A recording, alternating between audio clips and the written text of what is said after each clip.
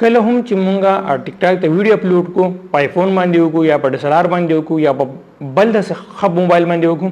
خو چې کله هم مونږ اپلوډ کو د هغې کوالټي خراب شي مطلب خړه شي زیاتره خلک دا پوښتنه کوي چې مونږ ویډیو ښکلي وکړو خو چې بیا اپلوډ کړو نو هغه خراب شي نو څنګه موږ کولی شو چې داسې ویډیو ټیک ټاک ته اپلوډ کړو چې د هغې کوالټي بالکل خراب نه شي هغه یو په ډېر مزار په HD ښکلي کوالټۍ کې ویډیو مونږ ټیک ټاک ته اپلوډ کړو نو څنګه موږ کولی شو اوس تاسو دلته په دې سایډ کې سکرین ته ګورئ تاسو رضا سکرین ریکارډینګ ان کوم دلته کې ما سره ټول طریقې ته ښیم ډېره زیاته اسانه او یو وړه ورکوډې غوندې طریقه ده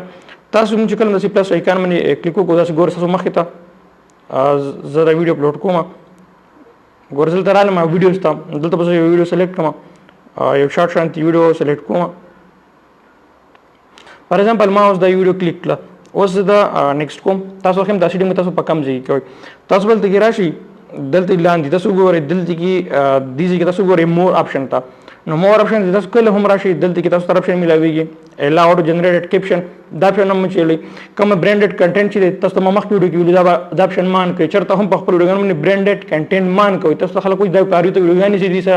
وایرل کی ویډیو غانې پارو ټریک ته بالکل هیڅ نشته داسي هغه ما ایکسپلیشن کړو ویډیو لینک په تاسو درکړم تاسو ګورئ چې برانډډ کنټینټ آپشن د سره پاره دی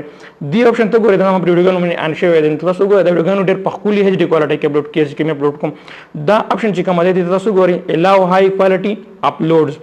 دا الاو هاي کوالټي کوم اپلوډ شي دا آپشن تاسو کې دا تاسو ان کوي نو بیا چې نه پس دا آپشن چې کله هم تاسو ان کوي تاسو چې کوم ویډیوز اپلوډ کوئ هغه په ټایم لګ زیاته لې په اپلوډینګ کې خو هغه بالکل په HD کوالټي کې اپلوډ کیږي هغه کوالټي بالکل نه خرابېږي نو کوم خلکو دا پوښتنه کوله دا ویډیو ما غوړو پر جوړ کړم نو امید لرم ویډیو خوښ شي خپل مرګرو سره شیر کړئ او ویډیو مخکې هم کوي ان شاء الله ملاقات وکړي بل ویډیو کې د لوی الله فمان